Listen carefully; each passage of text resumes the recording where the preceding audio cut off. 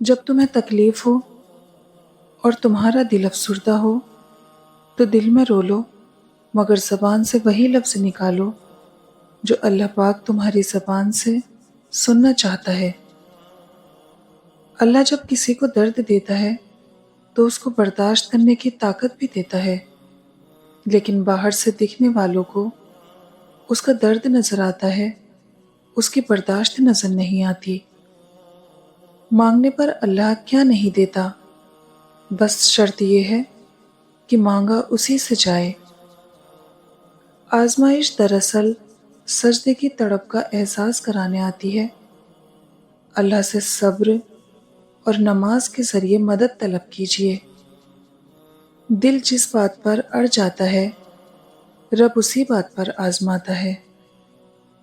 مایوس وہ ہوتے ہیں جو اللہ پر یقین نہیں رکھتے، اور محروم وہ ہوتے ہیں جو اللہ کی نعمتوں کا شکر ادا نہیں کرتے۔ ہوائیں موسم کا رخ بدل دیتی ہیں اور دعا مصیبت کا۔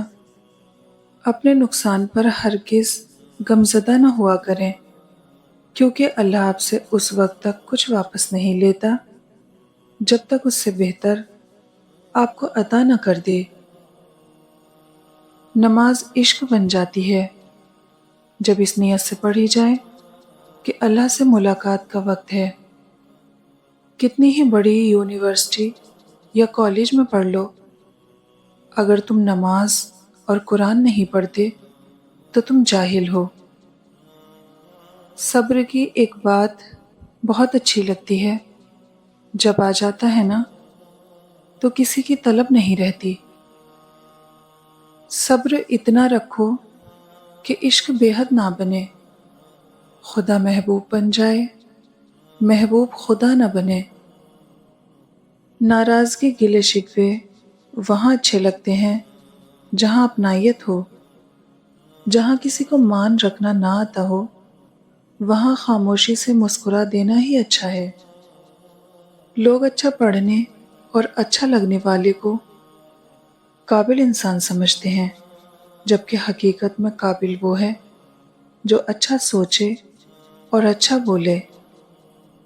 انسان کو اس کے حالات نہیں، خیالات پریشان کرتے ہیں۔ حالات تو وقت کے ساتھ بدلتے رہتے ہیں، لیکن خیالات کو بدلنا آسان نہیں ہوتا۔ بیٹے کو اتنا پڑھاؤ کہ جہیز مانگنے کی ضرورت نہ پڑے، اور بیٹی کو اتنا پڑھاؤ کہ جہیز دینے کی ضرورت نہ پڑے۔ جس طرح گھڑی کی سوئی آگے پیچھے کرنے سے وقت نہیں بدلتا، اسی طرح گردن اونچی یا نیچی کرنے سے انسان کی اوقات میں کوئی فرق نہیں آتا۔ کتنی ہمت ہوتی ہے سننے والوں میں، کتنا اختیار ہوتا ہے بولنے والوں کا، اور کتنی بے بسی ہوتی ہے سہنے والوں کی۔